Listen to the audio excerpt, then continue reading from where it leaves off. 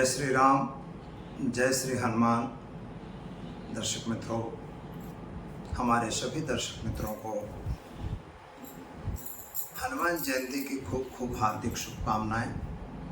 आपके जीवन में भगवान हनुमान जी की कृपा बनी रहे, यही भगवान से प्रार्थना।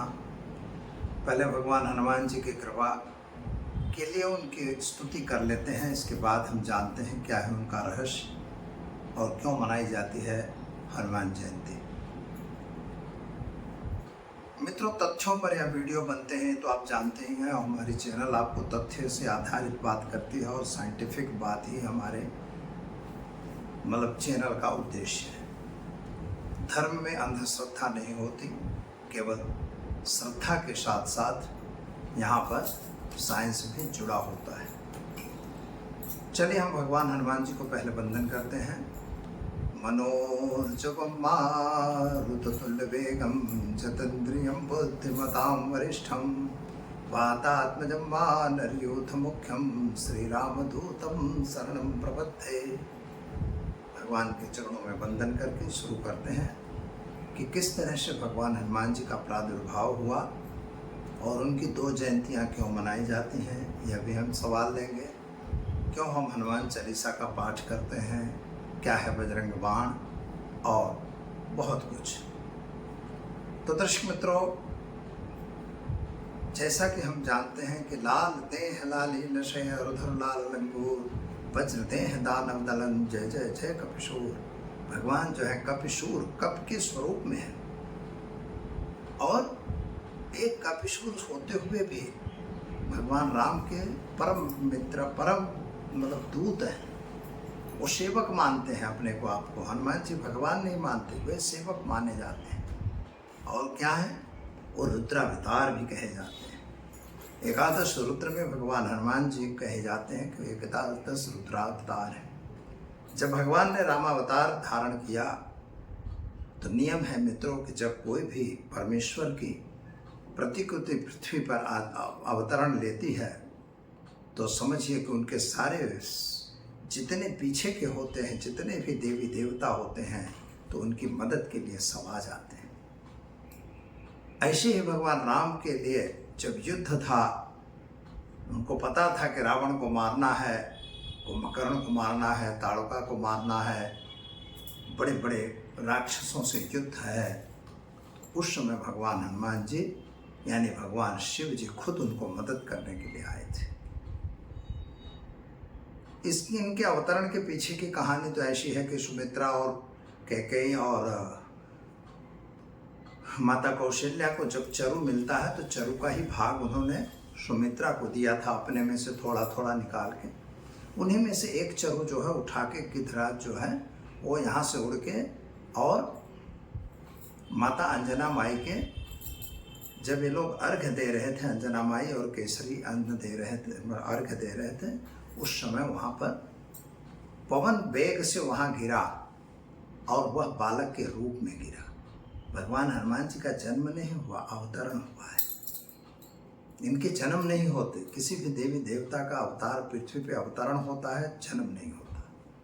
पुनरपि जननम पुनरपि मरणम पुनरपि जननी जठरे सैनम, इस स्थिति हमारे ये मनुष्यों के लिए है, देवताओं के लिए नहीं मानी जाती।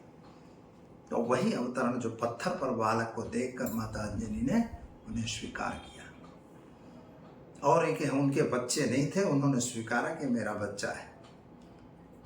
और हनुमान जी पहले से ही उत्पाती थे, वो तो ठीक है, उनकी कहानियाँ बहुत कुछ है, उस पर कहने लगेंगे तो बहुत कुछ जाएगा।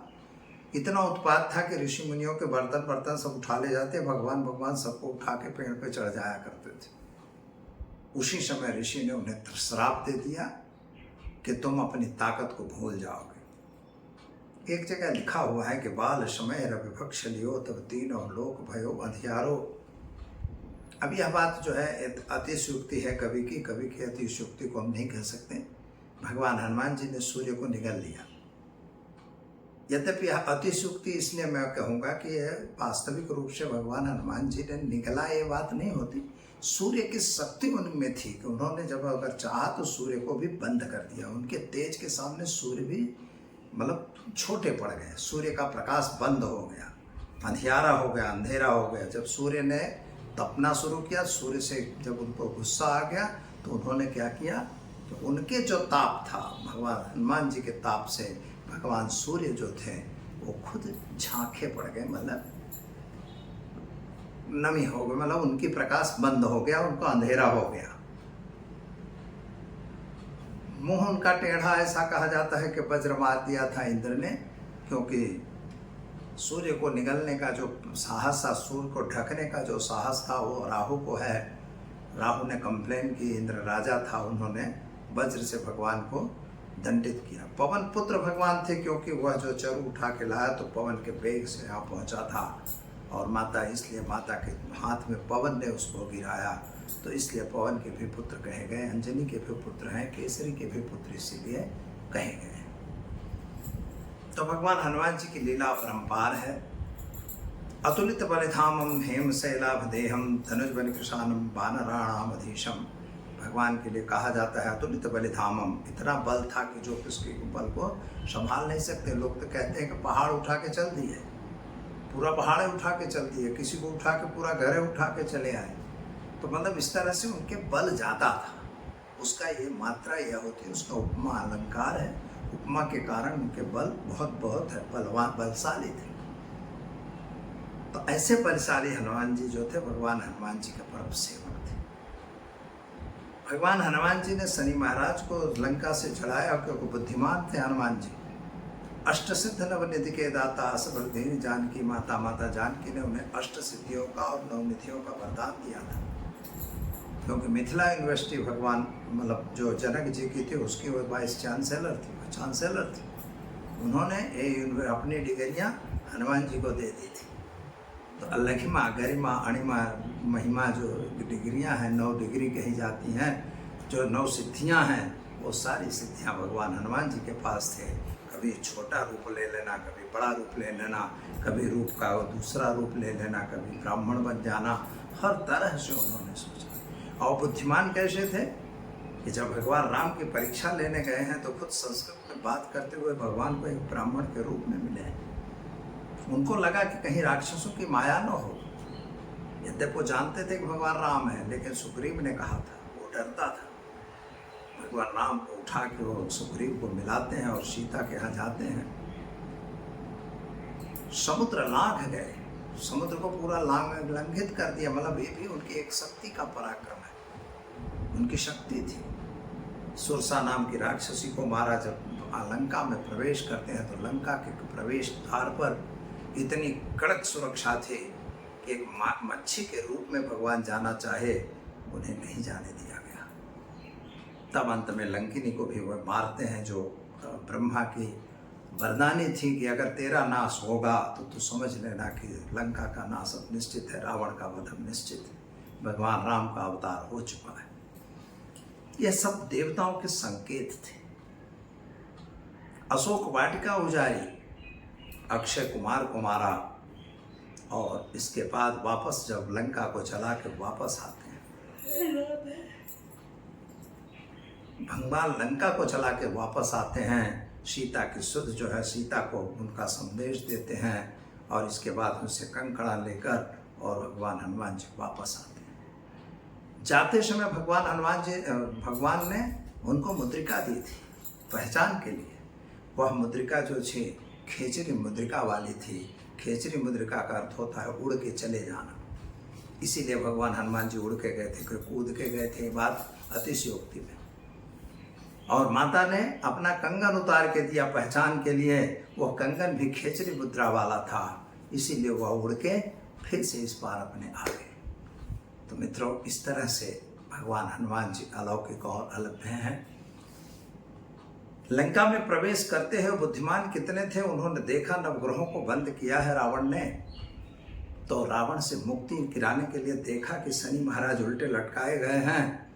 उन्होंने शनि को सीधा किया, क्योंकि जब तक शनि की दृष्टि नहीं पड़ेगी तो लंका का विध्वंस नहीं होगा। और जैसे वो शनि को छोड़ते हैं, शनि की दृष्टि पड़ती है, लंका को वो जला देते हैं। यही हनुमान जी की बुद्धिमत्ता का प्रतीक है। लक्ष्मण को उन्होंने जिंदा किया, लक्ष्मण को सजीवन ले आके जिंदा करवाया। आने वाले रास्ते में कितने भी कंटक, कितने भी संकट आए, सभी को उन्होंने दूर किया। जरूर पड़ने पर भगवान राम की भी मदद उन्होंने की। इसीलिए तो भगवान ने खुद ने कहा है कि तुम मम प्रिय भरत सम भाई। भगवान ने अपने उसको सेवक राम को, हनुमान को नहीं माना, सेवक न मान के उनको अपना भाई माना है। यह भगवान राम की महानता भी थी, भगवान हनुमान जी की भी महानता थी। इतना ही नहीं, भगवान हनुमान जी ने एक बार माता से पूछा कि यह तुम सिंदूर क्यों लगाती हो।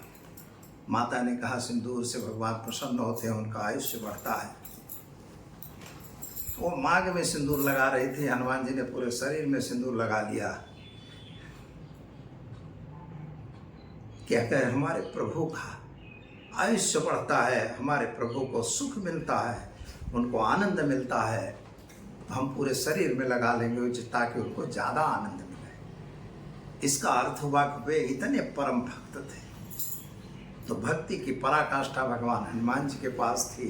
नवदा भक्ति आज भी जहाँ राम कथाएं होती हैं, कृष्ण कथाएं होती हैं, भगवान हनुमान जी अवश्य वहाँ हाजिर रहते हैं।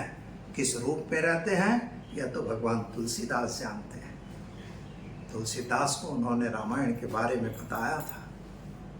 जो उनकी कहानी है उसी प्रकार से भगवान हनुमान जी आपको भी मिल सकते हैं अगर आप प्रयत्न करो तो।